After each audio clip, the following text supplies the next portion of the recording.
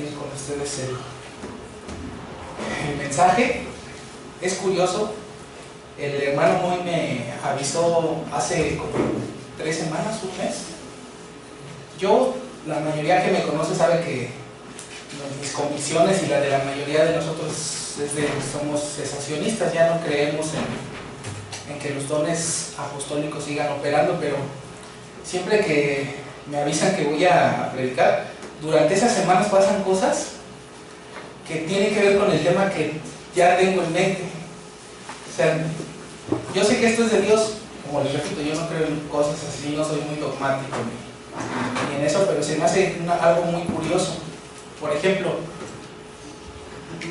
la primera semana que me avisó me preguntaba que de qué tema quería hablarles y le sugerí 3 temas que yo estaba estudiando en ese momento y descartamos 2, y el tema en cuestión del que quedó, que es el conocimiento de Dios, hubo acontecimientos en mi vida durante esas 3 semanas que tienen que ver con el tema.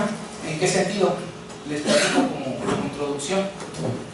Durante esas 3 semanas platiqué o escuché con 3 personas diferentes que dicen ellos ser creyentes, que dicen creer en el Dios que se revela en las Escrituras, pero los 3 tenían 3 dioses diferentes. Ellos se dicen ser cristianos, pero los 3 creen en un Dios completamente diferente al que se revela en las Escrituras. No basta con creer en Dios, hay que creer en Dios como se revela en las Escrituras. Creer en Dios, cualquiera puede creer en Dios, cualquiera puede dar esa respuesta de yo creo en Dios. La Biblia enseña que cuando alguien dice que cree en Dios, es una respuesta a la obra que Dios hizo en sus corazones. Eso lo vamos a ver más adelante. Pero curiosamente, cuando estaba elaborando mi bosquejo, estaba escribiendo sobre un Dios falso, un Dios de la imaginación de muchas personas, y yo decía, mira, este Dios que voy a describir aquí es en el que cree fulanito. Y luego seguí escribiendo y dije, mira, el Dios del que ahora hoy estoy formulando aquí es en el que cree sutanito, y el Dios en el que estoy formulando en este punto es en el que cree menganito. Entonces hay muchos dioses, por supuesto, solamente son falsos, solamente existe un Dios verdadero. Quiero comenzar diciéndoles que en el día domingo, que es el día de adoración, que es el día que Dios separó, que es el día que Dios santificó para que lo adoráramos, es el día en el que más idolatría se comete. El día domingo es el día en el que hay más idolatría que cualquier otro día de la semana. En este preciso momento, muchos evangélicos, entre comillas, están llevando a cabo sus cultos de adoración, pero me temo que al Dios que están dándole su adoración es un Dios falso. Es un Dios que ellos se han concebido en sus mentes, es un Dios de su imaginación. Es un Dios que cuando lo sometemos al Dios que se revela en la Escritura es completamente diferente. Tiene actitudes diferentes, atributos diferentes, es diferente en esencia. Esto es terrible porque tener un conocimiento equivocado de Dios va a traer consigo un conocimiento equivocado del camino de salvación.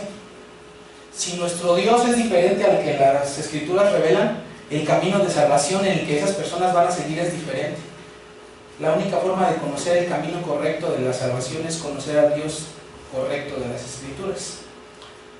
Entonces, como les decía, un equivocado conocimiento de Dios conduce a un equivocado conocimiento del camino de la salvación, y un equivocado conocimiento del camino de la salvación va a conducir a las personas a un cielo falso. Va a conducir a las personas a tener una falsa seguridad de la salvación. Y eso lo vemos en Mateo 7, no vamos a ir al texto. Todos conocemos ese texto, dice que en aquel día, ¿cuántos le dirán Señor, Señor? Dice la Escritura, muchos. Ellos tenían una seguridad de la salvación falsa. Dice que ellos van a usar, que predicaron el Evangelio, dice, en tu nombre profetizamos. En este sentido no habla de que ellos daban profecía. Profetizar se refieren ellos a que predicaban el Evangelio. Dice, En tu nombre hicimos muchos milagros, en tu nombre echamos fuera demonios. Y dice que Cristo les declarará: nunca los conocí, apartados de mí, hacedores de maldad. Como vemos, ellos tenían un conocimiento errado de Dios, por lo tanto fueron en un camino ancho, en un camino equivocado de la salvación, y eso los condujo a un cielo falso, un cielo ilusorio, solamente estaba en sus mentes. Es como si esas iglesias falsas, esas sectas, tuvieran un letrero en sus fachadas que dijera: camino al cielo, pero realmente no conducen al cielo, conducen al infierno. Ahora, sobre el conocimiento de Dios, sabemos que el mundo no conoce a Dios. La Biblia enseña que el mundo no conoce a Dios. El mundo no conoce a Dios. El mundo no quiere conocer a Dios porque tienen un prejuicio moral, tienen una incapacidad moral. Miren, vamos a leer el Evangelio de Juan, en el capítulo 3.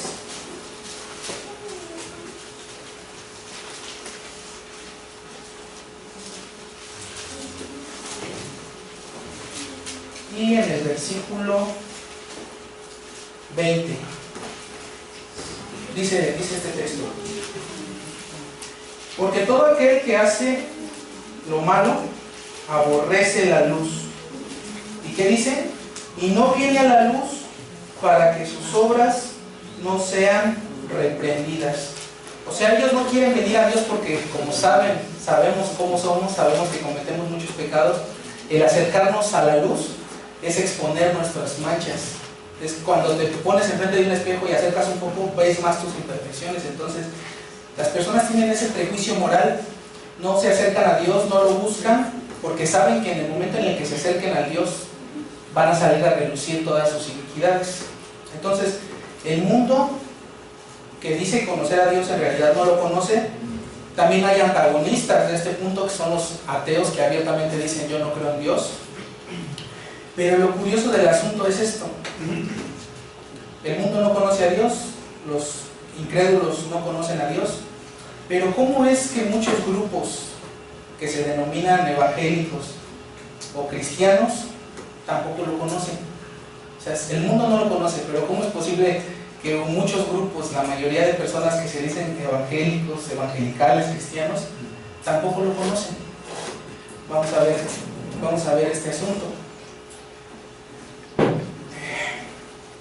Algo de lo que es factor para que el mundo no esté, en el mundo voy a estar refiriéndome ahorita al mundo evangélico. Nosotros sabemos que el mundo incrédulo no conoce a Dios, eso lo vamos a dar por hecho, pero en este punto me estoy refiriendo a los evangélicos, porque no conocen a Dios. En nuestro tiempo, como la Biblia enseña, la maldad se ha multiplicado, vemos cada vez más perversión, vemos cómo va incrementándose la maldad. Podemos ver esto simple y sencillamente, por ejemplo, con el tema del divorcio.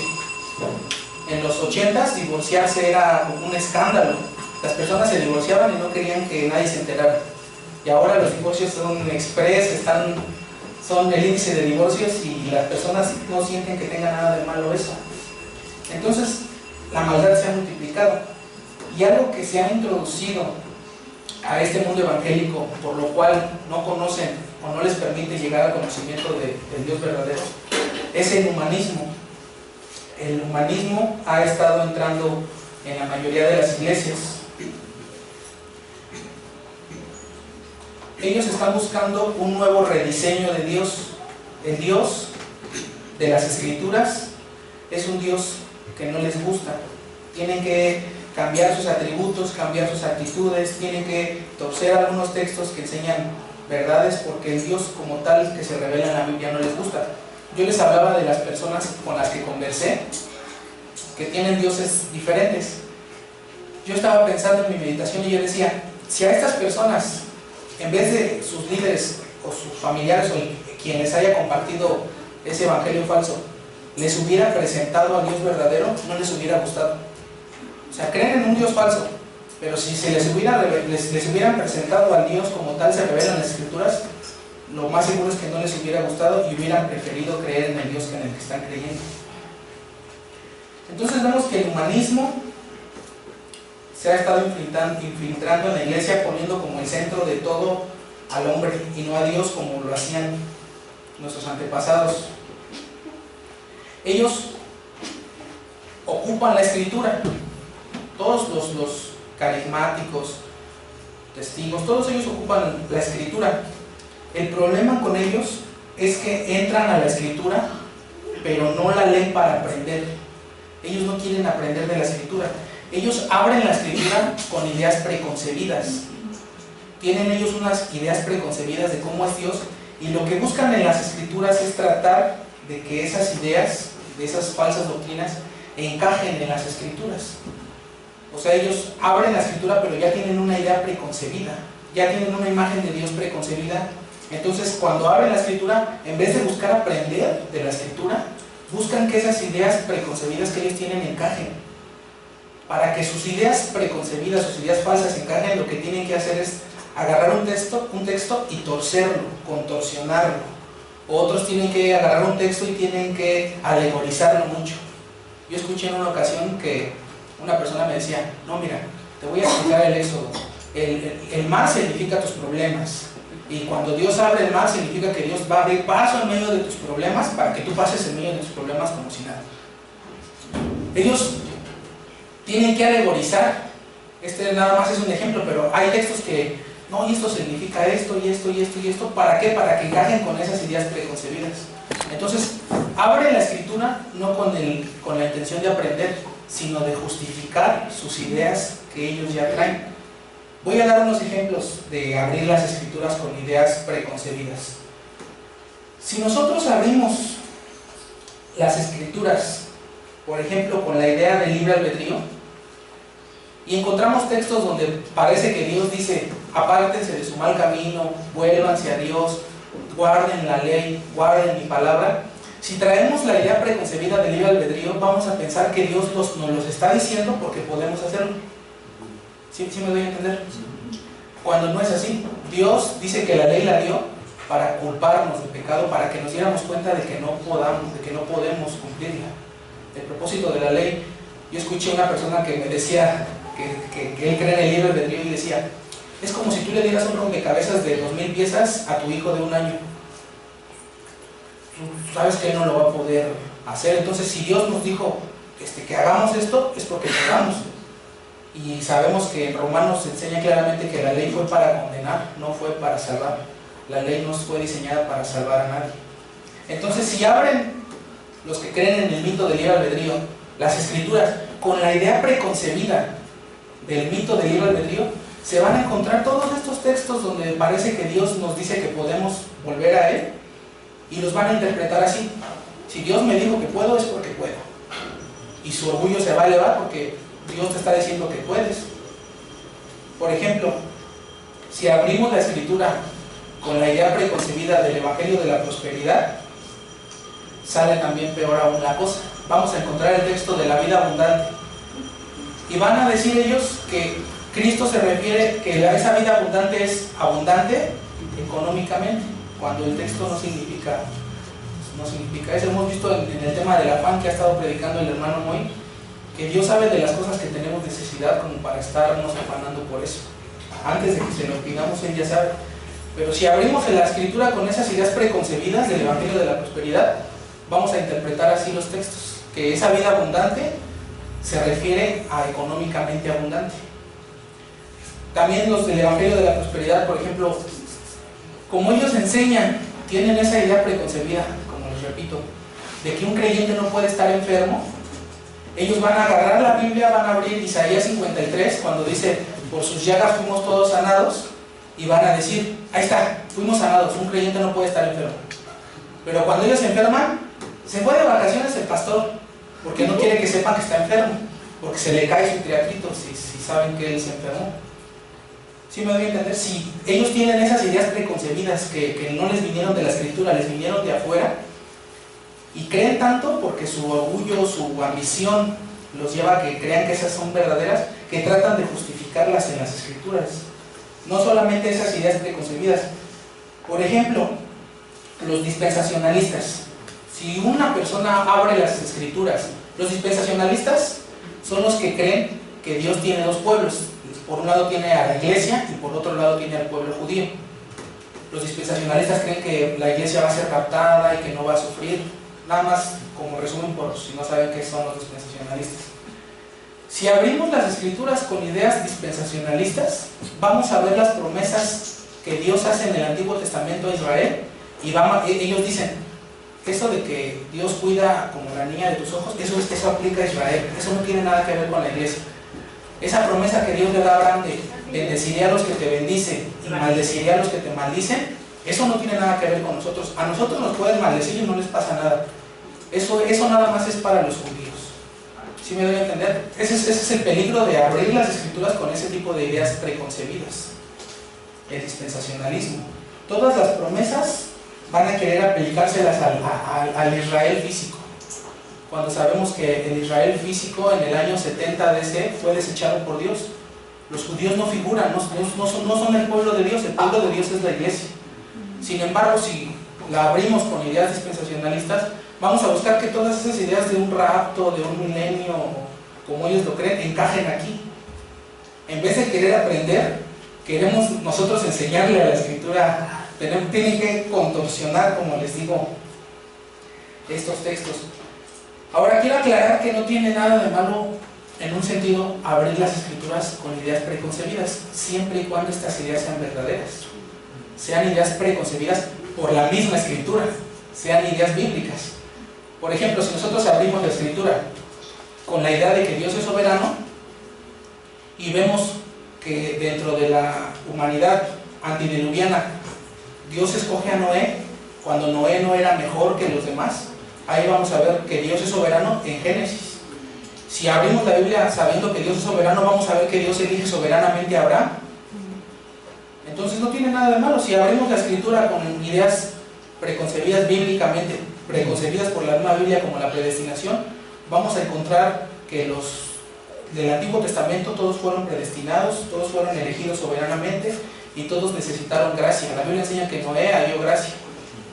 No es porque Noé fuera mejor que nadie, que los que estaban en su tiempo. Noé también necesitó gracia. Entonces no tiene nada de malo tener ideas preconcebidas siempre y cuando esas ideas hayan salido de la misma escritura, no de influencia humanista, de influencia filosófica de alguna persona externa. Hay quienes abren la escritura con estas ideas preconcebidas falsas, pero hay otros que están formulando algo que a mí me dejó impactado. Tengo un conocido de donde yo trabajé muchos años, en una empresa de publicidad. Él acude a una iglesia que se conoce como interdenominacional. No sé si hayan oído hablar de este término. Yo estaba discutiendo o platicando con él sobre, por ejemplo, cuando Josué, no sé si recuerdan el pasaje cuando Josué ora y el sol se detiene. Entonces Israel derrota a sus enemigos. Y estábamos hablando de ese tipo de milagros y este cuate me dice, oye, entonces en tu denominación, ¿creen que todas esas cosas sí pasaron de veras? Y le digo, ¿cómo? Dice, no, es que esas cosas no pasaron. Esos son relatos que Dios pone porque de ahí puedes sacar enseñanzas como tipo parábolas. Pero esos no pasaron. Dice, ¿cómo crees que se va a detener el sol? ¿Cómo crees que es imposible esto? Esas son enseñanzas, esas son relatos, como, ¿cómo se llaman estos que tienen moralejas? Es un relato del que sacan una enseñanza, pero en realidad eso no pasó. Si algunas cosas sí pasaron, pero niegan que los relatos bíblicos en realidad hayan pasado. Y esto es muy grave porque, por ejemplo, el diluvio. Si el diluvio no hubiera pasado, Jesús no hubiera usado hablar del diluvio cuando dice, como en los días de Noé, se casaban y daban y tal. ¿Cómo Jesús va a usar algo que no pasó? Todos los estaba engañando. ¿Qué? Ellos llegan a este extremo de decir que estas cosas no pasaron. Los interdenominacionales. Entonces, vemos cómo unos abren las escrituras con esas ideas preconcebidas y normalmente esas ideas son para favorecer al hombre. Por eso les decía que es una influencia humanista. Esas ideas siempre favorecen al hombre, siempre hacen más, minimizan las consecuencias del pecado, minimizan la depravación humana, le dicen al hombre que ellos pueden, los alaban diciéndoles que tienen un libre albedrío. Por eso yo les decía que es una influencia humanista. Entonces, por un lado, Están los que abren las escrituras con ideas preconcebidas, y por otro lado estos que les estoy mencionando, que abren las escrituras y dicen que en realidad eso no pasó, que solamente son, o sea, están de acuerdo que se pueden sacar buenas enseñanzas, pero dicen que no pasó, ¿no?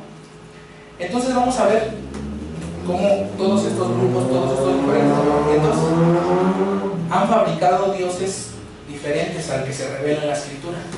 Ellos no conocen a Dios. Si se los presentáramos, lo más seguro es que no les gustaría, no les conviene. Al ser humano no le conviene que Dios sea como se revela en la escritura, pero ellos tienen pensamientos muy humanos, muy humanistas. Vamos a ver algunas características del Dios que adoran muchos de estos movimientos, muchos de estos grupos. Por ejemplo, el Dios de muchos, que se dicen ser cristianos, es un Dios que solamente es amor. El Dios de muchos es Dios es amor, y en base a Dios es amor explican toda su teología. Un predicador muy famoso escribió un libro sobre los atributos de Dios, y él decía que todos los demás atributos se tienen que explicar, pero ponderando siempre el atributo de Dios es amor. O sea, todos los atributos se tienen que explicar sobre la base Dios es amor. Entonces, como tiene mucha influencia este hombre, ahora la justicia de Dios, por ejemplo, que es otro atributo, tienen que nombrarle ellos la justicia amorosa de Dios. La ira de Dios, que es otro atributo, ahora ellos tienen que decirle la ira amorosa de Dios. Y vemos que esto también es humanismo. Por ejemplo, ¿alguien sabe cuál es el versículo más memorizado en el mundo de las Escrituras? Lo tienen hasta en cuadritos en la pared y lo pegan en su carro. Juan 3:16. ¿Por qué? Porque les gusta que Dios sea amor. Y el texto dice, porque de tal manera, también no lo sabemos de memoria, no con esa intención de ellos, pero lo sabemos de memoria. Porque de tal manera amó Dios al mundo, que ha dado a su Hijo unigénito. Es el más memorizado. Les gusta que Dios sea amor. Pero ¿por qué no continúan leyendo hasta el 36? El que cree en el Hijo tiene vida eterna, pero el que no cree en el Hijo no verá la vida, porque la ira de Dios está sobre sus cabezas. ¿Por qué no continúan leyendo? Nada más les hizo falta 20 versículos. Se quedaron nada más con el Dios del amor. Tienen en sus carros una calcomanía que dice Cristo te ama. Le dan dinero a un indigente en la calle y le dicen Cristo te ama. Yo una vez traté de refutar con una persona de la iglesia en la que yo asistía antes, en la secta en la que yo asistía antes, porque él estaba muy orgulloso de que a todo el mundo le decía Cristo te ama, Cristo te ama, Cristo te ama. Decía que un hombre le recordó a su mamá en la calle y que él le dijo Cristo te ama. Y yo le decía, imagínate que adelantito lo maten. Te acaba de recordar a tu mamá, él es un incrédulo, él es un mundano, y al rato lo matan y se va al infierno, y él va a decir en el infierno, pues no, este cuate me acaba de decir que Cristo me ama. Este es el amor de Dios. Cristo no ama a todos. La Biblia enseña que solamente a los que lo recibieron, a ellos les dio potestad de ser hechos hijos, y solamente ama a aquellos que son sus hijos. Los testigos, por ejemplo, su argumento es que Dios no va a quemar a un hijo en el infierno. No, Dios no va a quemar a ningún hijo en el infierno, va a quemar a sus enemigos en el infierno. Entonces vemos que el Dios de muchos solamente es amor. Es un Dios de amor, es un Dios de amor, solamente es amor. Tiene atributos diferentes a los atributos que revelan las Escrituras. El Dios de otros, por ejemplo, es un Dios que no es todopoderoso. Dentro de las personas con las que conversé, como saben, yo soy fotógrafo, entonces me tocó cubrir una boda que era Pentecostés, los novios, y todo su sermón estuvo mal dirigido, pero lo que sí me sorprendió es que al final les menciona que Dios tenía un plan original, que era que el hombre, Adán y Eva, llenaran la tierra y fueran felices y se multiplicaran. Y este cuate decía que los hombres frustraron ese plan original, por eso tuvo que venir Cristo, y que ahora Dios quiere regresar al plan original que él tenía. Eso mismo lo creen los testigos. Me llamó la atención que este hombre que dice que es cristiano lo formulara. Si nos ponemos a pensar en ello, un Dios todopoderoso, omnisciente, omnipresente, pero sus criaturas le frustran. Una criatura tan insignificante como somos los hombres, le frustraron sus planes. Se dan cuenta que para él, que el Dios de ellos no es todopoderoso. ¿Cómo es posible que un Dios así tenga sus planes? A nosotros a veces nuestros hijos nos frustran nuestros planes, ya tenemos planes de ir acá y se enferman, ¿no? Pero a Dios le pueden frustrar sus planes sus criaturas.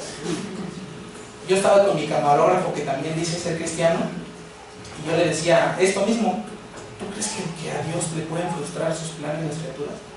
Y él me decía: ¿y entonces cómo? Pues así pasó. Yo le dije: no, dentro del decreto de Dios ya estaba incluido permitir que el hombre cayera. ¿Por qué? Si Satanás es echado del infierno, ¿por qué justamente llegó al Edén? Porque Dios ya tenía preparado permitir. Él no es responsable, pero Dios decidió permitir la caída del hombre. Y el plan original de Dios es el que se está llevando a cabo: permitir que el hombre caiga, después mandar un Salvador para que redima a algunos. Ese es el plan original. No hay ningún plan emergente como ellos creen. Aquí también podemos meter a los dispensacionalistas. Ellos creen que Dios tiene que estar improvisando. Ya los intenté salvar así, no pude, vamos a intentar así. Y si no puedo, vamos a intentar así. Entonces el Dios de ellos no es todopoderoso. Es otro Dios que no es todopoderoso. El Dios de muchos, por ejemplo, no es inmutable. Conocemos algunos el atributo de Dios inmutable. Dios no cambia, Dios no puede cambiar. Sin embargo, para la mayoría, el Dios que se presentaba en el Antiguo Testamento como un Dios temible, como un Dios poderoso, como un Dios de ira, como un Dios que, ¿recuerdan cuando se levantaron en rebelión contra Moisés, María y se los tragó la tierra? Se quemaban, se prendían, se morían. No sé si recuerdan cuando Dios manda a Saúl a matar y le da a estos amorreos y le da una lista: vas a matar niños, mujeres de pecho, todos, vas a matar a todos. Entonces ellos dicen que el Dios del Antiguo Testamento es completamente diferente a Cristo, que es Dios en el Nuevo Testamento. Dicen que el Dios del Antiguo Testamento era muy temible, era un Dios de ira, pero el del Nuevo Testamento es muy manso y no va a juzgar a nadie y solamente viene a repartir amor. Entonces ellos están negando la inmutabilidad de Dios. Y no es así. En Apocalipsis, por ejemplo, se nos revela la ira del Cordero, y que las personas le dirán a la montaña: no, aplástanos, mátanos, sálvanos de la ira del Cordero. ¿Quién es el Cordero? Es Cristo. El Dios del Antiguo Testamento es el Dios del Nuevo Testamento, no hay ninguna diferencia, no ha cambiado. Por ejemplo, en el Nuevo Testamento es donde se nos revela por primera vez que es Dios, que es Cristo mismo el que arroja a las personas en el infierno. Cristo lo dice en Mateo 10:18. No temas a los que pueden matar el cuerpo y ya nada más pueden hacer. Antes teme a aquel que puede destruir tu alma en el infierno. Esa declaración es todavía más tremenda que cualquier declaración que podamos ver en el Antiguo Testamento. Y está en el Nuevo. Los juicios del Nuevo Testamento son terribles también. Ananías y Zafira tratan de engañar en el libro de los Hechos diciendo que el terreno les pagaron menos, y en ese mismo momento caen muertos.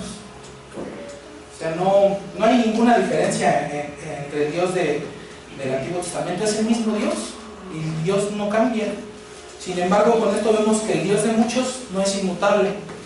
Ahora mutó porque se preocupa más por el hombre.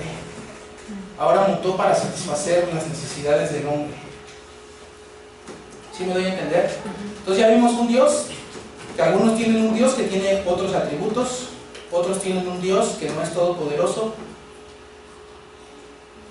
otros tienen un Dios que no es inmutable. El Dios de otros, por ejemplo, no es omnisciente.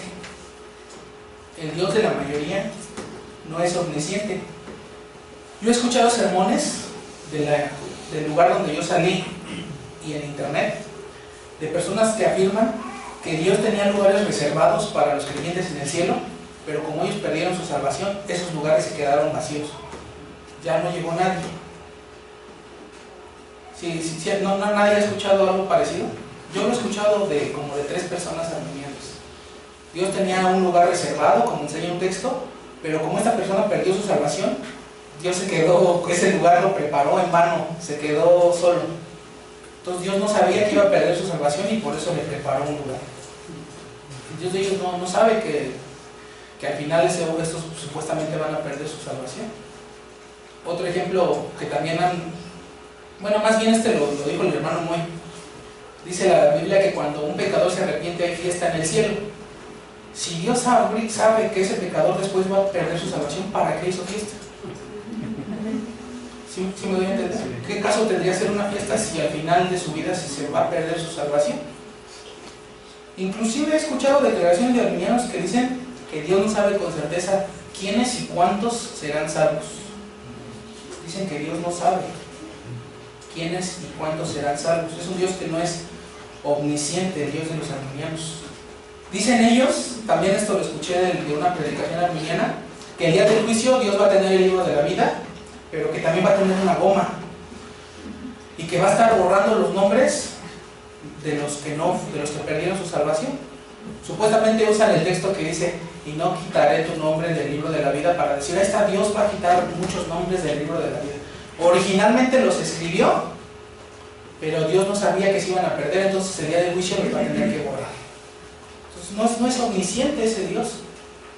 No sabe quiénes se van a salvar. Nos mandó a Cristo, pero no sabe por quién lo mandó. Dijo, te mando y ahí los que se salven, pero no sabemos cuántos van a ser. Esperemos y sean muchos. El Dios de los arminianos es un Dios que agota todos sus esfuerzos, todos los medios para salvar al hombre. Usa todos los recursos, usa todo lo que está disponible, pero al final del día regresa a su trono derrotado, vencido, porque el diablo le está ganando la lucha por las almas. Es un Dios que tiene las manos caídas, que tiene los brazos atados. Él quiere salvar a la gente, pero la gente no se deja. Ese es el Dios de los en el que creen los arminianos. Dice A.W. Pink que una deidad así no es digna de adoración, en su libro de la soberanía de Dios. Pero ese es el Dios en el que la mayoría cree. Aquí con arminianos no me estoy refiriendo a un grupo en específico. Los católicos son arminianos, los testigos de Jehová son arminianos, los adventistas son arminianos, los pentecostales son arminianos. No me estoy refiriendo a un grupo en específico. El Dios de muchos, por ejemplo, también tiene actitudes diferentes.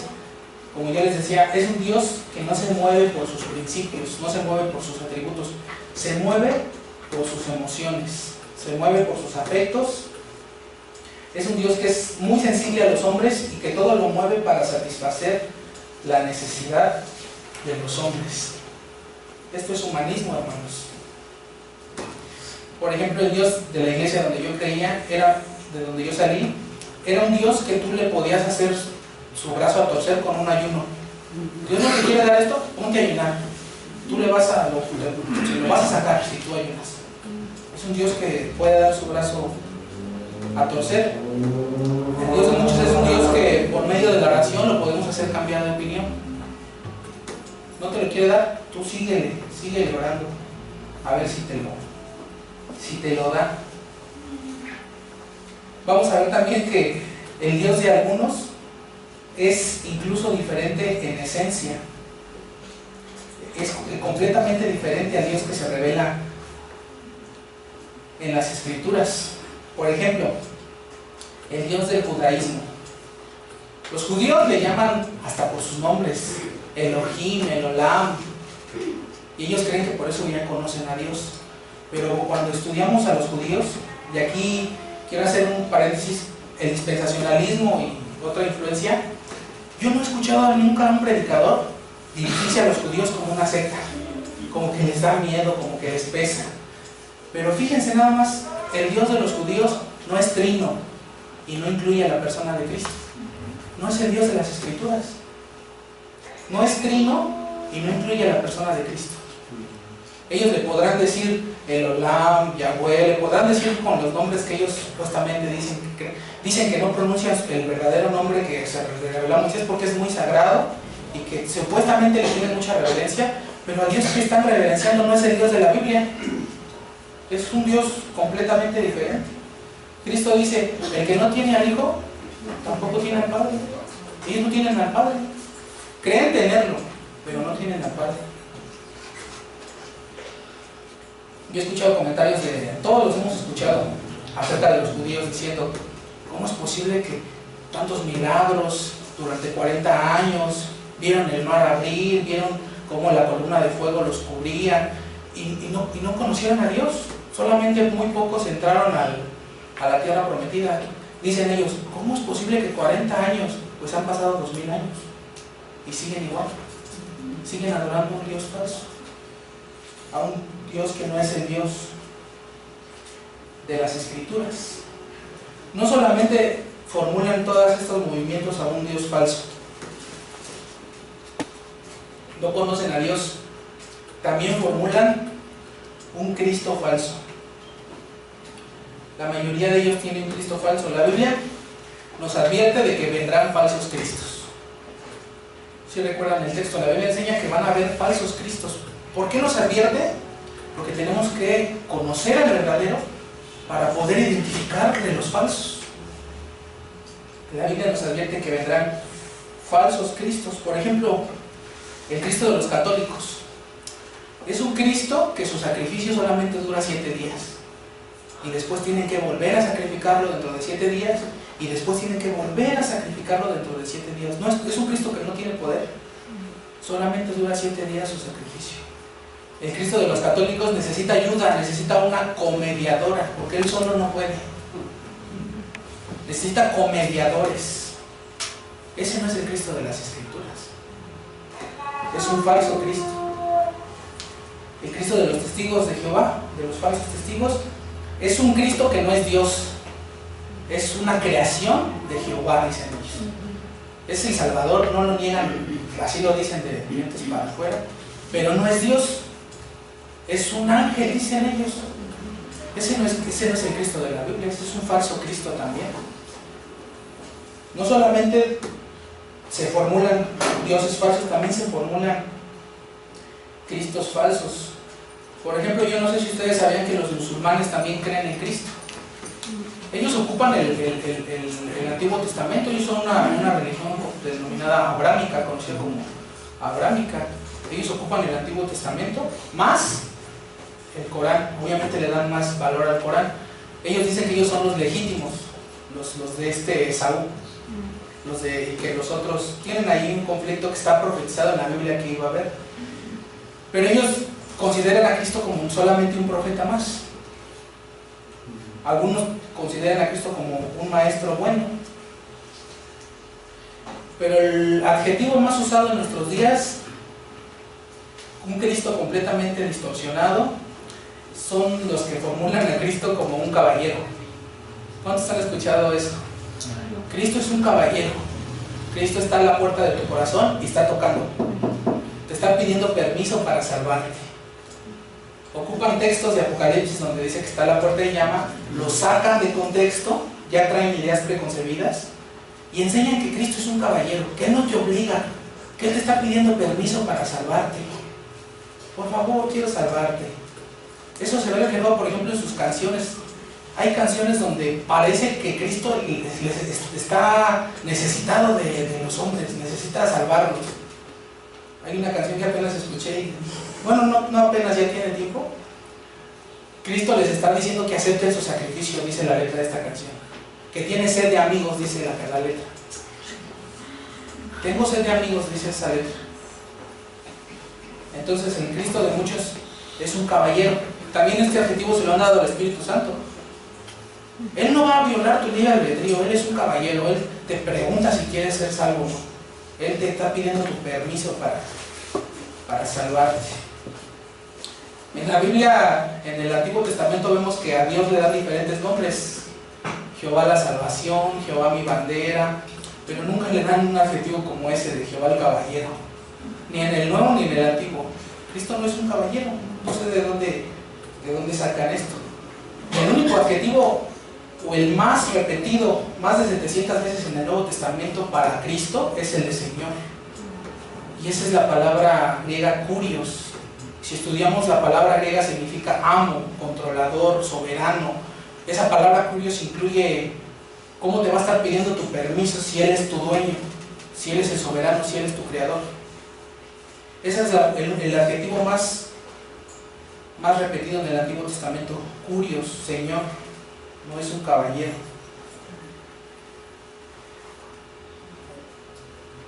Vemos también que este falso conocimiento, como ya les mencioné, se ve en su doxología, en sus falsas alabanzas, en su adoración, con letra humanista también. Este falso conocimiento también se ve reflejado en sus cultos. Hay iglesias donde la alabanza dura 1:30 y la predicación dura 20 minutos. Donde puede estar el predicador hablando y a un hermanito ya se le ocurrió pararse y empezar a dar de vueltas y tirarse como loco al piso o vomitar. Eso es porque no conocen a Dios. El falso conocimiento y esos falsos dioses y esos falsos cristos se ven reflejado en sus cultos, en sus libros, en sus alabanzas. He escuchado de casos donde personas van a una iglesia verdadera o una iglesia que era verdadera, donde cambiaron al pastor y el nuevo que llegó dijo: ya no vamos a usar himnos, ahora vamos a usar las canciones de Jesús Adrián Romero, vamos a usar las canciones de Marcos Witt. Ese hombre no conoce a Dios,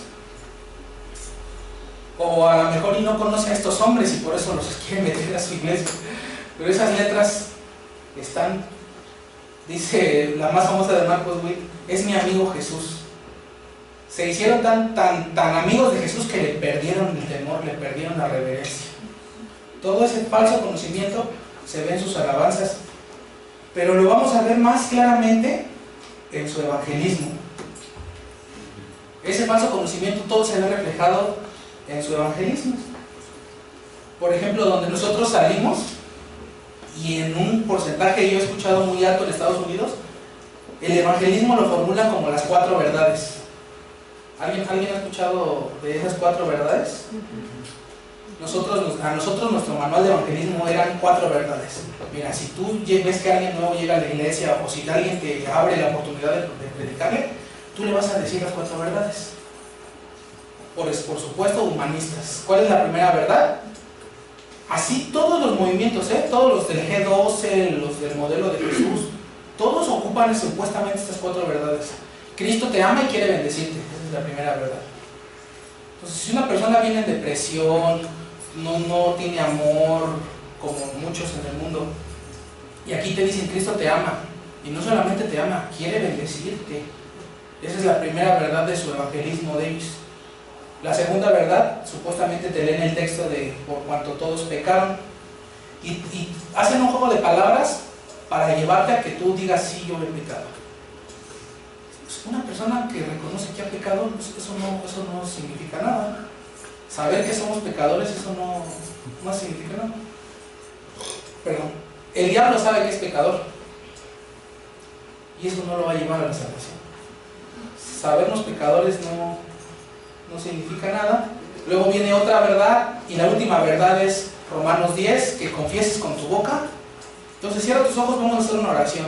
Termina la oración, ya eres salvo. Ese es el evangelismo. Pero ese evangelismo falso fue derivado de un conocimiento de dioses falsos, de cristos falsos. Yo he escuchado predicadores en internet con megáfonos gritando: ¡Cristo te necesita! Están comenzando una obra gigantesca y te necesita para su obra. ¿Cristo nos necesita? Cristo no te necesita. No me necesita a mí, no necesitó a Spurgeon. No nos necesita. Se complace en usarnos. Es una gracia poder servirle, pero no nos necesita. ¿Cómo nos va a necesitar?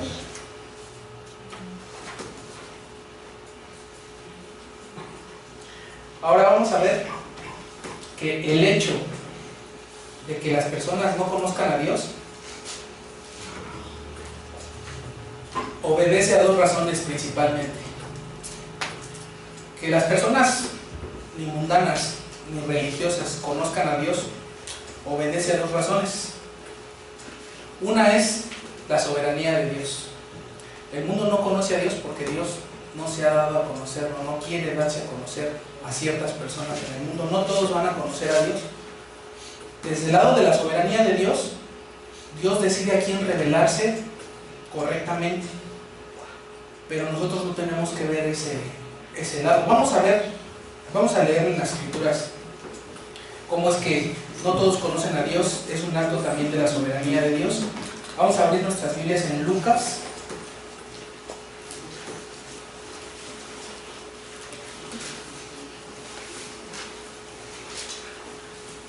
Capítulo 10.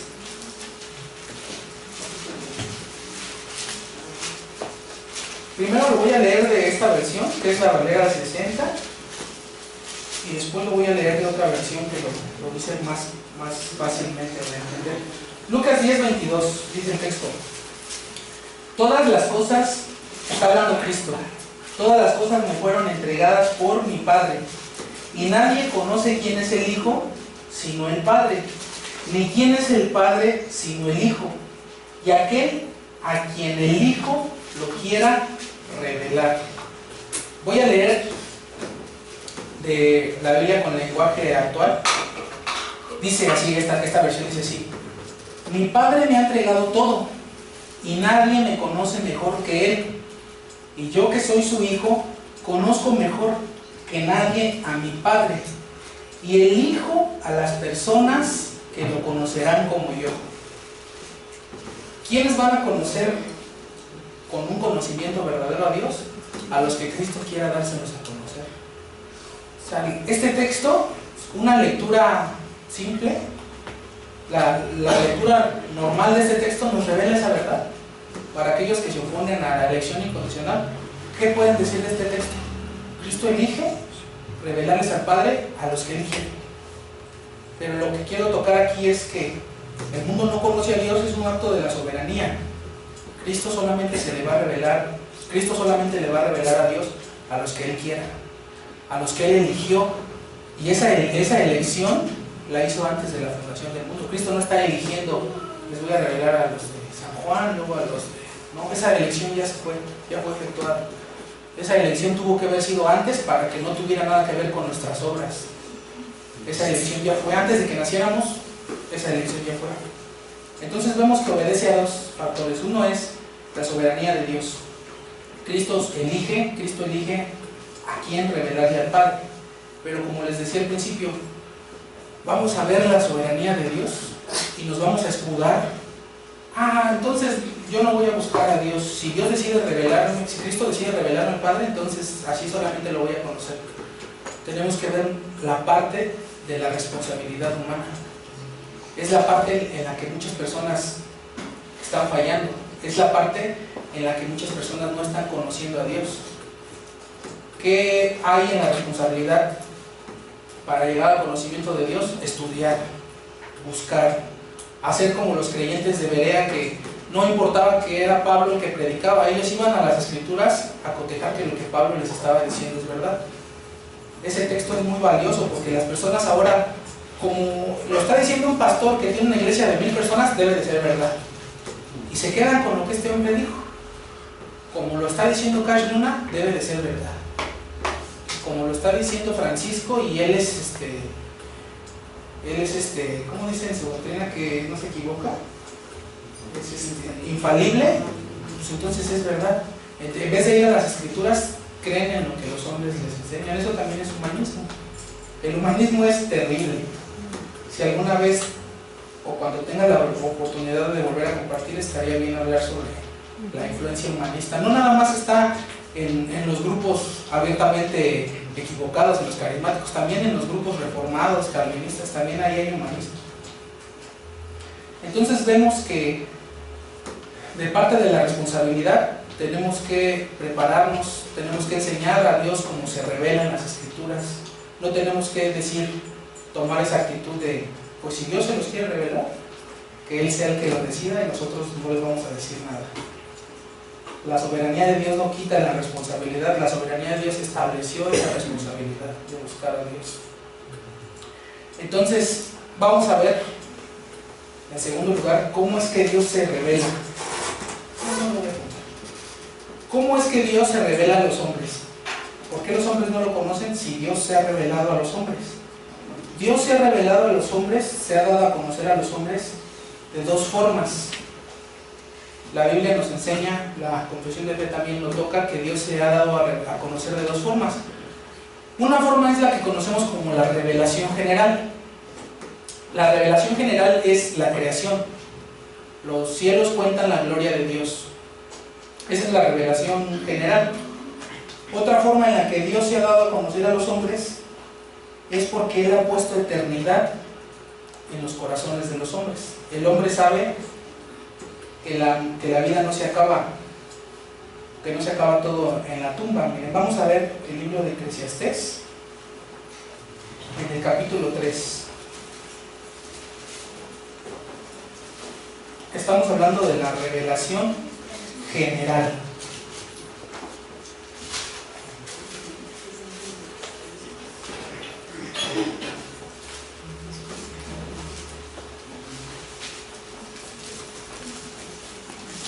Eclesiastés 3.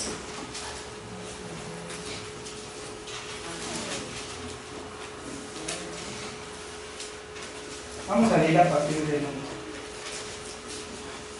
11:3.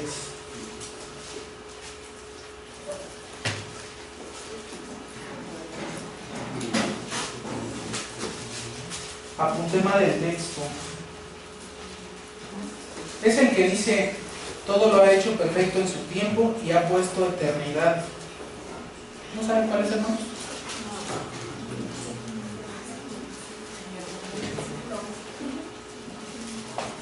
Es el 11, hermano. ¿3:11? Sí. Se borré un 1 sin querer. Dice el texto: todo lo hizo hermoso en su tiempo y ha puesto eternidad en el corazón de ellos, sin que alcance el hombre a entender la obra que ha hecho Dios desde el principio hasta el fin. El hombre no alcanza a entender a Dios ni a su obra, pero el hombre tiene eternidad en su corazón. El hombre sabe que es eterno. Este texto nos explica por qué hay tantas religiones en el mundo, por qué hay tantas sectas. Por ejemplo, los budistas no creen en la eternidad, pero creen en la reencarnación. A final de cuentas, esa eternidad es un ciclo. O sea, sí te mueres, pero vuelves a reencarnar. A final de cuentas son eternos. Creen en una especie de eternidad. Culturas previas al cristianismo tenían ideas de la eternidad. Los egipcios, por ejemplo, en sus sarcófagos les ponían cosas que en vida les gustaban, porque sabían que en la otra vida, bueno, ellos creían que en la otra vida ellos iban a poder usar esas cosas. En Perú también los enterraban con... Si eras niño, si habías muerto niño, te enterraban con juguetes. Y estoy hablando de peruanos que no tenían ningún conocimiento de Cristo. El catolicismo trajo a un Cristo falso por ahí del 1500. Previo a eso, en culturas de Sudamérica, enterraban a los muertos y ellos creían que todavía no se acababa ahí, sino que les ponían cosas. ¿Por qué hacían esto? ¿Por qué culturas que estaban tan separadas como la peruana de la egipcia? La peruana creo que eran los incas. ¿Por qué culturas tan separadas suponían que en la muerte no se terminaba todo? Porque tienen eternidad en sus corazones. Esa es una revelación general. No porque tú sepas que hay eternidad, vas a entregar tu vida a Dios o te vas a arrepentir. No porque tú sepas que hay una creación, que hay un cielo que demanda un creador, con ese conocimiento no vas a llegar al conocimiento de Dios. Esta es lo que le llaman algunos teólogos como la revelación general. Es una forma de cómo Dios se revela. Vamos a ver. Otra forma de la revelación general, la hemos estudiado alguna vez, es la conciencia. Romanos 2:14 dice que hay gentiles que, aunque no conocen la ley, aunque nunca han tenido en sus manos una Biblia, a veces actúan cumpliéndola. Y dice el texto que muestran la obra de Dios, la ley de Dios escrita en sus corazones.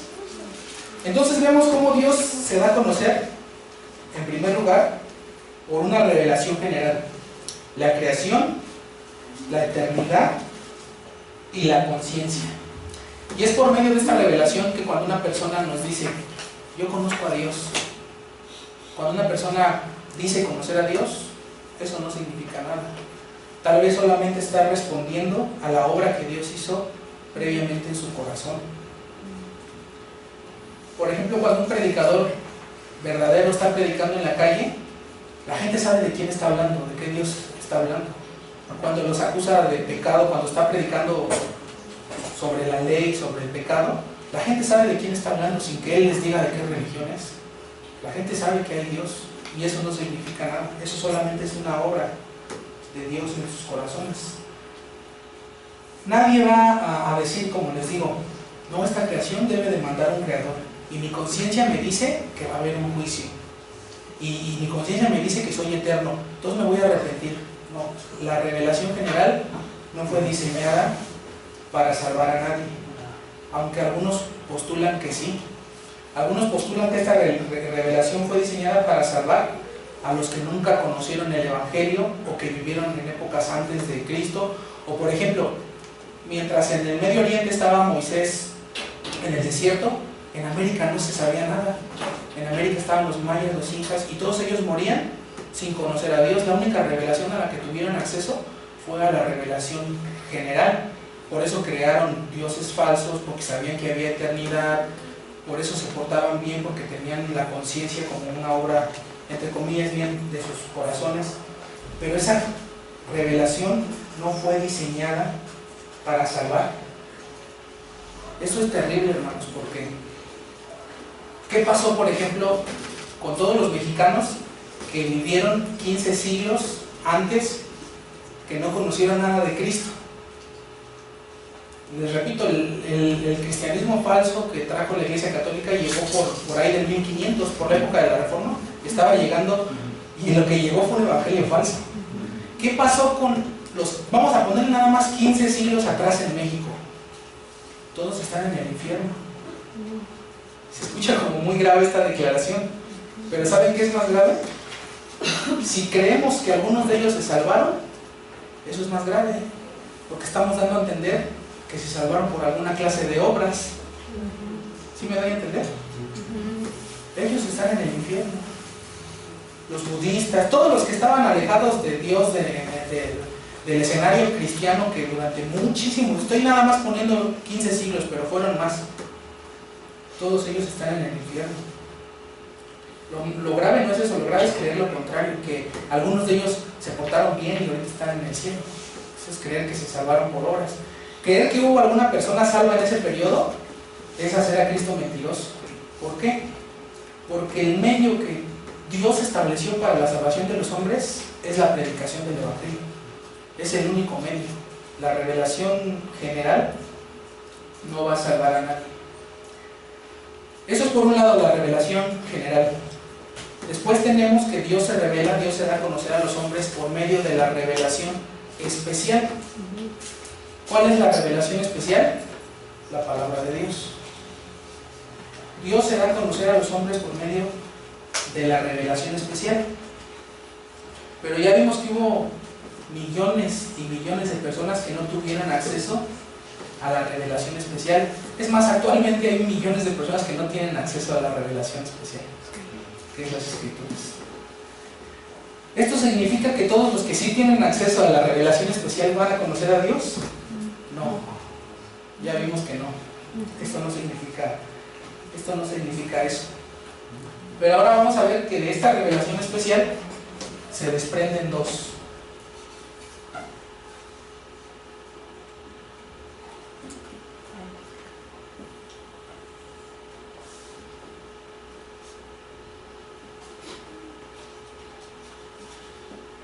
De estas se desprenden dos formas de conocer a Dios. Uno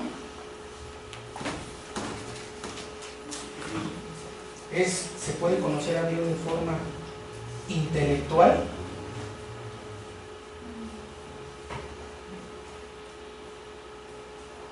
y dos, se puede conocer a Dios de una forma salvífica, para salvación.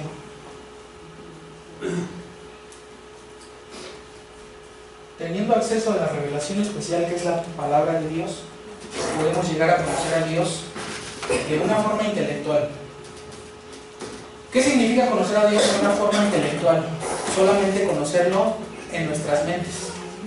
Hay personas que pueden incluso hasta explicar doctrinas difíciles, pero solamente las están explicando porque se las saben de memoria.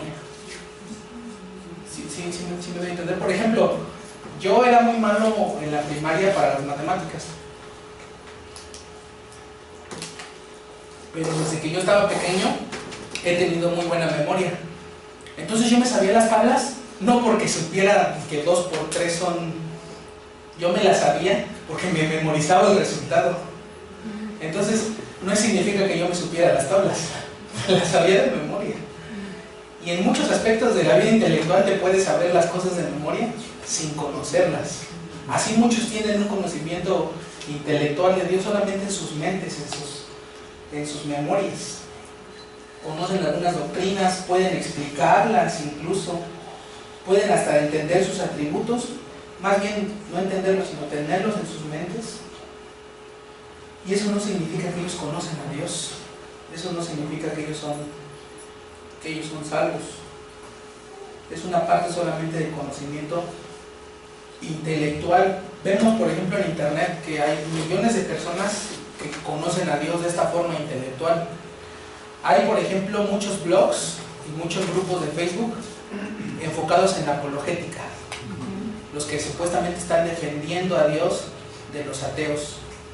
Pero cuando vemos el título, hace rato venía platicando en el carro de sus videos, dicen, una creyente listo humilla a ateo. Estamos puestos para humillar a los ateos. O cuando ven cómo responden, como si dieran estocadas. Muchos de ellos solamente quieren verse más intelectuales que los ateos, por eso lo hacen. Tienen todo en su memoria, lo pueden sacar por su boca, pero no conocen a Dios. Esto no es conocer a Dios. Creyentes humillando a ateos. La mayoría de estos apologetas se entrenan durante años y años y años en el conocimiento de la revelación especial, y su único fin es contender, debatir, derribar. Ellos no conocen a Dios, solamente lo tienen en sus mentes. Solamente tienen un conocimiento intelectual de Dios. Entonces vemos que hay personas que tienen un conocimiento intelectual. Los que mencioné al principio, que tienen un Dios falso, que tienen dioses falsos, que tienen cristos falsos, ellos también tienen un conocimiento intelectual, solamente que este conocimiento intelectual pues, es erróneo, como ya lo vimos, es un conocimiento intelectual muy deformado. Ahora, ¿ustedes creen que por medio de ese conocimiento intelectual erróneo pueden llegar a conocer a Dios de esta manera salvífica, con un conocimiento intelectual erróneo? No pueden, no se puede, hermanos. Si una persona con el conocimiento intelectual correcto a veces no llega a conocer a Dios, imagínense una persona con el conocimiento intelectual erróneo. No se puede, no creemos eso. También nosotros no creemos que la doctrina es la que salve. Nosotros creemos que Cristo salva. Pero no se puede tener una distorsión de Dios tan grande. Un creyente no puede tener una distorsión de Dios tan grande. Les voy a poner, por ejemplo, en mi caso personal, cuando yo me doy cuenta de las herejías que se practicaban en el lugar donde yo iba, este hombre estaba hablando y yo no lo soportaba, de verdad, hermanos, que me daban ganas de llorar. Varias veces me salía de las barbaridades que este cuate decía. No porque yo sea mejor que ellos, fue una obra de Dios haberme mostrado que estaban mal ahí, haberme mostrado la verdad. Pero un creyente no puede continuar en esos lugares, no soporta lo que ellos dicen. Y una persona con un conocimiento intelectual erróneo difícilmente llega a conocer a Dios. Pero vamos a ver, ya les dimos a los arminianos, a los carismáticos, ya vimos que tienen dioses falsos y que no pueden llegar a conocer a Dios. Pero ahora vamos con los que tienen un conocimiento intelectual correcto. ¿Todos los que tienen un conocimiento intelectual correcto conocen a Dios o llegan a conocer a Dios? Me temo que no. Igual, por ejemplo, un hermano de aquí de la iglesia, la verdad no me acuerdo quién, me agregó a un grupo que se llama Discusiones entre el calvinismo y el arminianismo. Ya me salí porque hay una sarta de tonterías ahí, se ponen los debates muy intensos. Pero fíjense, calvinistas que supuestamente están defendiendo su postura, les ponen a los arminianos comentarios ofensivos porque no son calvinistas. Comentarios ofensivos así verdaderamente terribles. Sus comentarios tienen como que una intención muy agresiva, muy despectiva, están como orgullosos de no estar en el error. Decía Sproul, presumen de la gracia, como si ellos se la hubieran ganado, pero la presumen. Les dicen, por ejemplo, públicamente a los arminianos herejes.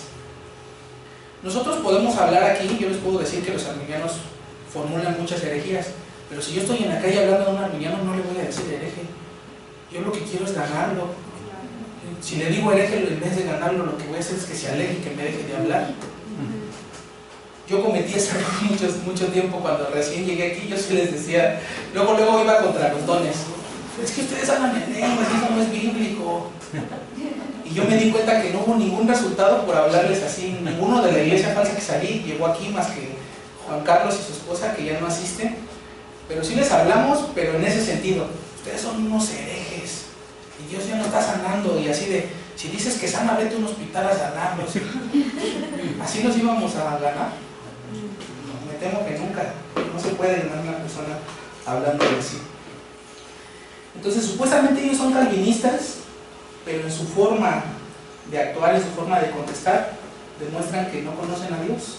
Tienen una doctrina correcta, pero una vida incorrecta.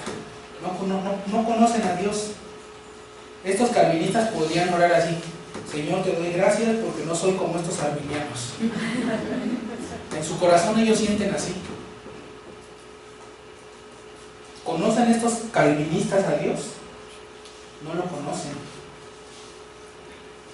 Están, por ejemplo, también los neocalvinistas. En alguna ocasión alguien me dio unas copias, les soy honesto, no las leí, pero he estado estudiando el asunto. Estos neocalvinistas, voy a explicarles un poco quiénes son estos neocalvinistas. Por ejemplo, conozco a neocalvinistas que, por ejemplo, sostienen la doctrina de que un creyente se puede suicidar y se va al cielo, y la defienden y dicen que creer lo contrario, los que estamos mal somos nosotros los que nos oponemos. Dicen que el creyente suicida se va al cielo y dan argumentos que, les soy honesto, yo alguna vez creí como ellos, porque los maestros que formulan esto son maestros muy reconocidos. Son Miguel Núñez y John MacArthur. Increíblemente, en ese punto están ellos errados. Dice Miguel, es que los que se oponen dicen que las personas que se suicidan se llevan un pecado en su corazón, que no se arrepienten, porque ya no se pueden arrepentir porque ya están muertos. Y él dice, todos los de este auditorio tienen pecado en su corazón y se van a morir con pecado en su corazón aunque sean creyentes. Y ese es su supuesto argumento. Y después entran los otros predicadores a reforzar ese argumento. Yo entiendo el trasfondo. Ellos tienen personas que se han suicidado dentro de sus iglesias y les da pena decirles a sus familiares que no están en el cielo.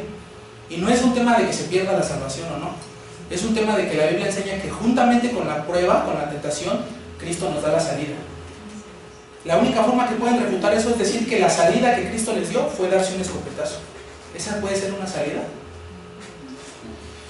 Los suicidas no se van al cielo. Un cristiano tiene su esperanza en Cristo y no se va a deprimir al punto de perder toda la esperanza, entonces no es cristiano. Pero esto lo promueven los neocalvinistas.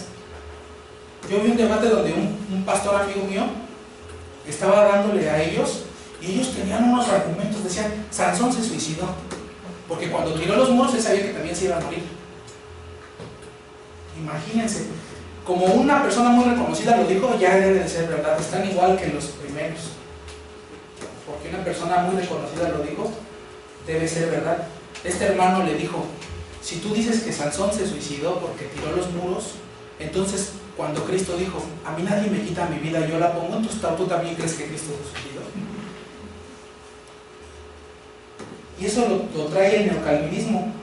El neocalvinismo, por ejemplo, trae mujeres predicando, mujeres haciendo congresos y mujeres discipulando a otras mujeres.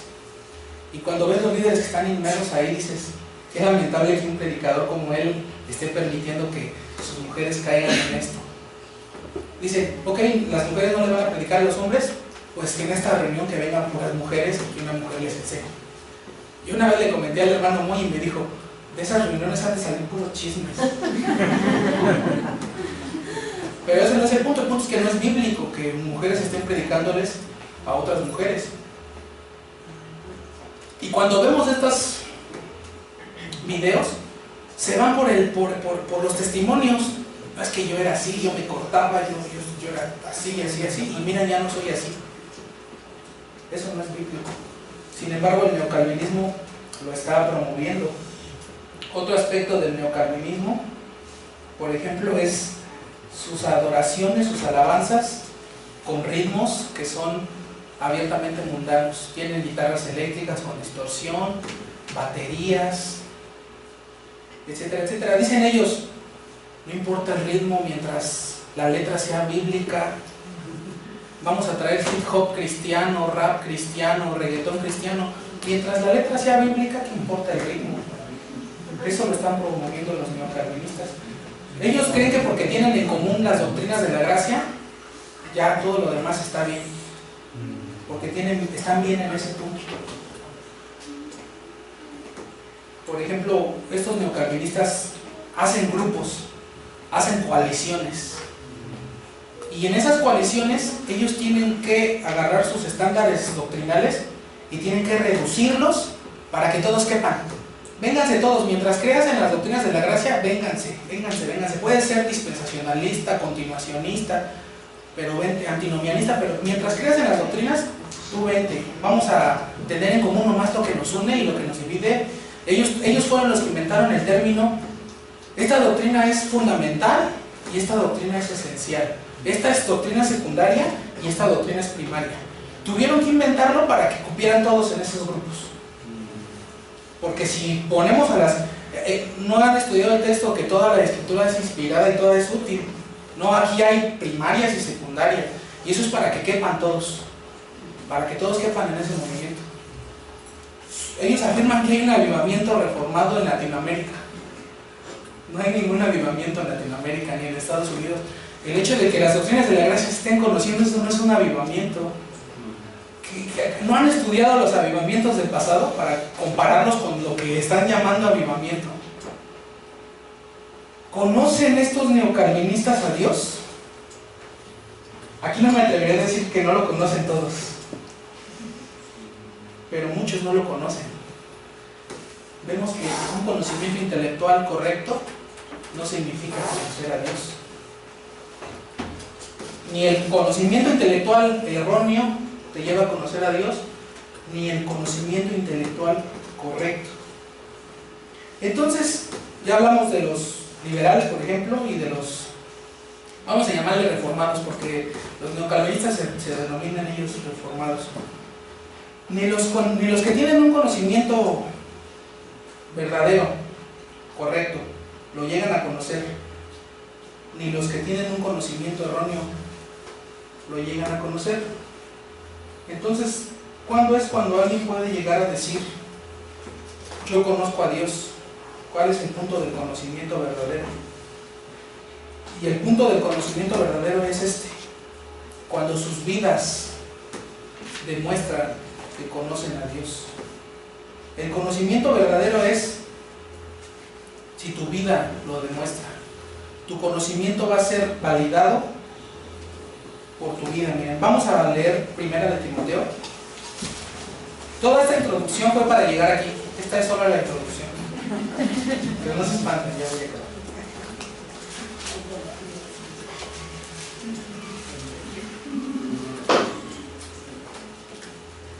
Primera de Timoteo.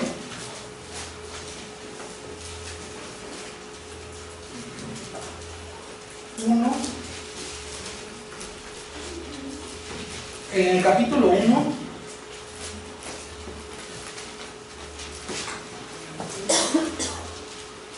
perdón, me equivoqué, leí mal, es Tito. Lo bueno es que está cerca.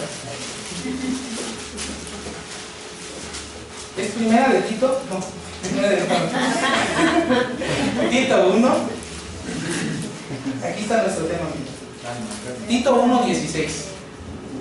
Dice el texto: profesan conocer a Dios. Ahí están estas personas. Yo conozco las doctrinas de la gracia. Yo soy reformado. Yo soy presbiteriano calvinista. Yo estoy bien. No hablé de los presbiterianos, pero hay presbiterianos calvinistas. Pero cuando les tocas el bautismo infantil, eso basta para que te dejen de hablar y te bloqueen y ya no quieran saber nada de ti. Profesan conocer a Dios. Yo soy apologeta. A mí pónganme cualquier ateo y yo lo refuto. Profesan conocer a Dios. ¿Y qué dice el texto? Pero con sus hechos lo niegan, siendo abominables y rebeldes, reprobados en cuanto a toda buena obra. Leo de la versión actualizada. Dice: tales personas afirman que conocen a Dios, pero con su manera de vivir lo niegan. Son detestables, desobedientes y no sirven para hacer nada bueno. Entonces, ¿cuándo es cuando una persona puede decir que conoce al Dios que se revela en las Escrituras? No cuando lo conoce intelectualmente, aunque su forma de conocerlo sea correcta, no cuando lo conoce intelectualmente cuando su forma es incorrecta, sino cuando se ve en su vida. Una persona puede decir que conoce a Dios cuando se ve en su vida. No estoy hablando aquí de perfección. El pastor dijo hace 8 días que en algunas personas no se ve el crecimiento, pero se tienen que ver los cambios. Los familiares, sobre todo, son los que van a notar esos cambios de vida. Entonces, aquí está el punto del conocimiento de Dios. Dices que conoces a Dios, se tiene que ver en tu vida. Es como dice Santiago: ¿tienes fe? Muéstramelo con tus obras. ¿Sí recuerdan ese? No lo escribí ese texto, pero es la misma idea que da Santiago. Dices que tienes fe, muéstrame tus obras. Las obras no son para que Dios te salve. Las obras son porque Dios ya te salvó, ya hizo su obra. Los que profesan un conocimiento meramente intelectual de Dios son como aquel árbol que solamente tiene hojas, pero no tiene fruto. El fruto es malo. Un árbol bueno no puede dar fruto malo, dice la Escritura. Entonces, esos que profesan un conocimiento intelectual solamente son como árboles. Pueden tener muchas hojas, pueden tener mucho conocimiento, pueden tener mucha doctrina, pero eso se va a ver reflejado en su manera de vivir. Porque, ¿qué dice la Escritura? En Romanos 2:13, ¿son justificados quienes? ¿Los oidores, los conocedores o los hacedores? Son los hacedores los que son justificados. Esta frase la copié de un pastor en internet. Decía él: sería mejor conocer el 5% de toda la revelación y practicar ese 5% que tener un 80% de toda la revelación y practicar solamente el 5%.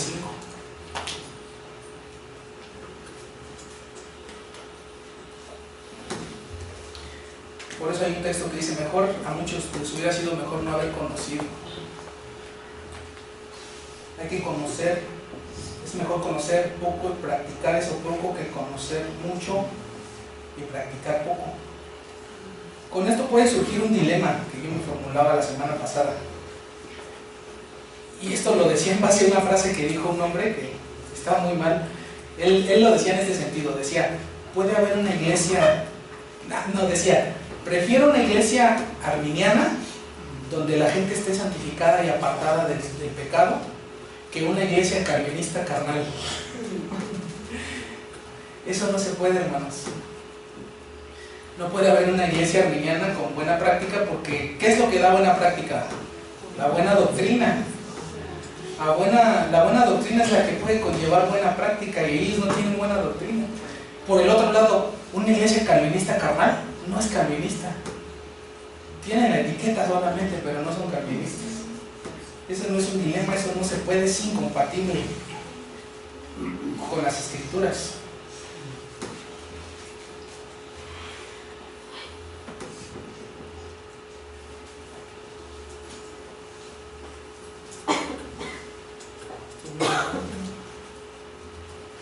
Como yo les decía hace rato sobre los neocalvinistas, yo no puedo afirmar ahorita aquí y decirles que ellos no conocen a Dios. Conocemos personas en esos movimientos que vemos en sus vidas que sí conocen a Dios, pero hay mucho peligro en ese movimiento. No son todos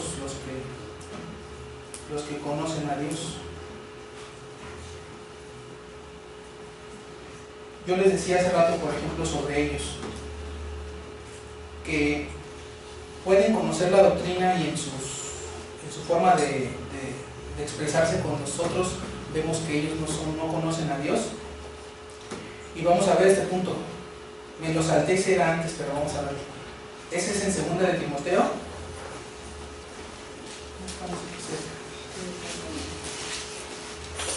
Pero eso es sobre lo mismo, sobre que el conocimiento se demuestra con la práctica.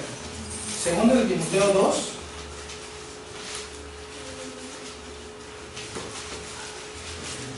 En el versículo 25, verso 25. Miren, les voy a leer de la palabra de Dios para todos. Bueno, vamos a leer primero de la Reina Valera. Hablan en el mismo sentido, pero para que todos me sigan. 2 de Timoteo 2, 25 dice: que con mansedumbre corrija a los que se oponen, por si quizá Dios les conceda que se arrepientan. Aquí está nuestro tema, para conocer la verdad. Leo de la palabra de Dios para todos. Dice: debe enseñar a los que se oponen amablemente, a los que están en su contra. Tal vez con eso Dios les dé la oportunidad de cambiar y llegar a conocer la verdad. Es con la doctrina que se van las personas que se oponen, es con nuestra doctrina que ellos van a cambiar su postura, de una manera así. Pero más allá de la doctrina, este texto enseña que es con la forma en la que expliquemos esa doctrina. Por eso yo les decía que estos que debaten con los arminianos, que les dicen herejes, que les dan estocadas, nunca van a llegar a lo que dice el texto, que tal vez Dios les dé la oportunidad de cambiar. Al contrario, los están alejando. Dice el texto que van a cambiar por la doctrina correcta que les estamos enseñando, y otra por la actitud con la que se las enseñamos. No solamente es la doctrina, es la actitud. ¿Qué es lo que van a ver ellos? Los hechos de vida, la forma en la que nos expresamos. Ellos pueden llegar a ver en nuestros rostros que realmente tenemos una preocupación por ellos. Y lo que ven en las personas que atacan con estocadas, más que una preocupación, ven que no hay un interés ahí realmente por sus almas. Otro texto dice que es con mansedumbre y con misericordia que se corrige el error. Van a ver, puede ser que vean más nuestro testimonio, nuestra forma de hablar, que nuestra misma doctrina. Y esa idea la Biblia la enseña cuando dice que las mujeres ganen a sus maridos con su doctrina. Dice el texto que las ganen ¿con qué? Con su testimonio. Ese punto era hace rato, pero yo creo que sí cabe.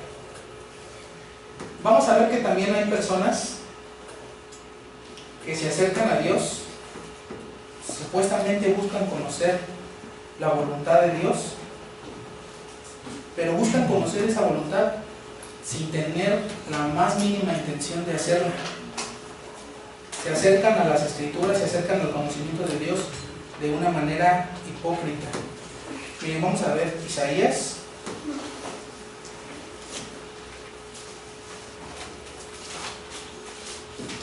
En el capítulo 58.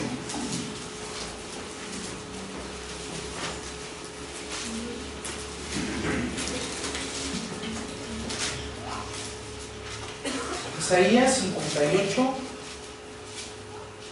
Vamos a leer a partir del 1. Dice: clama a voz en cuello, no te detengas, alza tu voz como trompeta y anuncia a mi pueblo su rebelión y a la casa de Jacob su pecado. Vean cómo ellos buscaban a Dios con esa actitud hipócrita. Dice: que me buscan cada día y quieren saber mis caminos, como gente que hubiese hecho justicia y no hubiese dejado la ley de su Dios. Me piden justos juicios y quieren acercarse a Dios. Vean en qué sentido está diciendo esto Dios por boca de Jeremías. Le voy a leer de la versión actualizada. Dice: sin embargo, se hacen los piadosos. Estoy leyendo el versículo 2. Sin embargo, se hacen los piadosos. Vienen al templo todo el tiempo y parece que están encantados de aprender todo sobre mí. Actúan como si ellos fueran una nación justa que nunca hubiera abandonado las leyes de su Dios. Me piden que actúe a su favor, fingiendo que están cerca de mí. Buscar conocimiento de Dios, pero sin la intención de obedecerlo, es acercarse a las Escrituras con una intención hipócrita. Es abrir las Escrituras con las manos sucias, con las manos manchadas. Es abrir las Escrituras con una actitud hipócrita. Vamos a leer también Proverbios 9.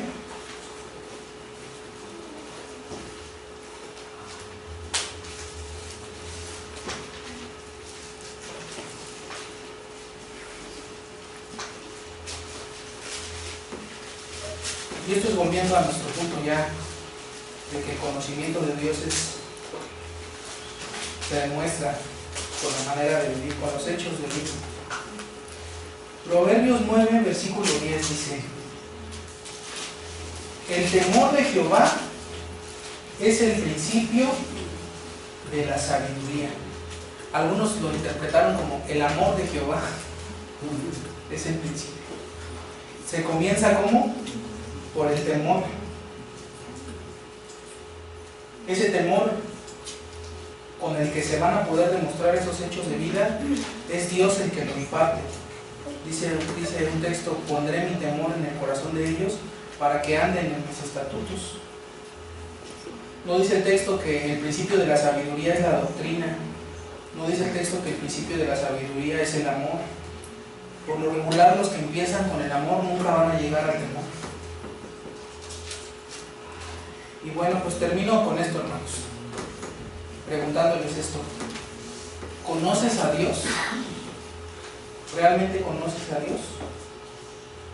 Tal vez tú estás creyendo que por estar en la doctrina correcta tú ya eres salvo, ya conoces a Dios, porque hay un sentimiento de que todo aquello que no es catolicismo, todo aquello que no es pentecostalismo, todo eso está bien. Pero como ya vimos, tener una doctrina correcta no significa que tú seas creyente. Ese conocimiento que dices que tienes de Dios, ¿se puede ver en tu vida?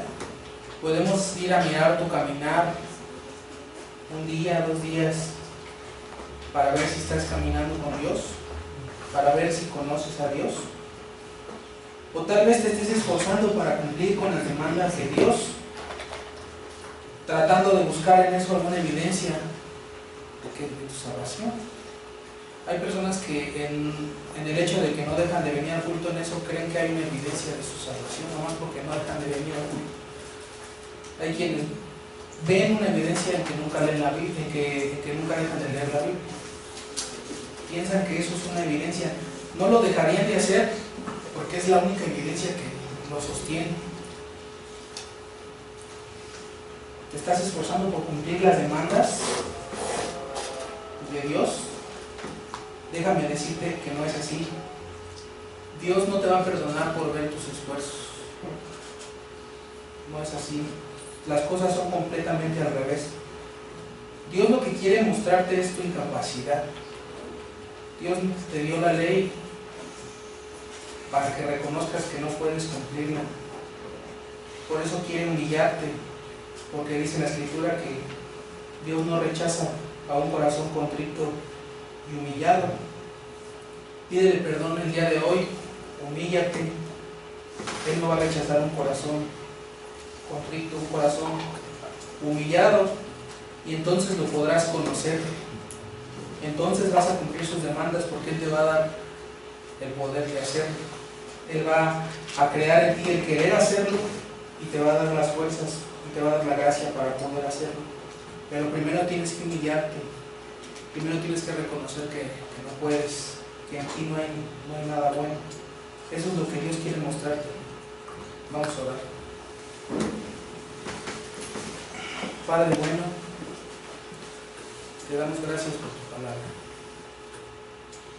Te damos gracias, Señor, porque tú te has revelado a nosotros con un evangelio verdadero.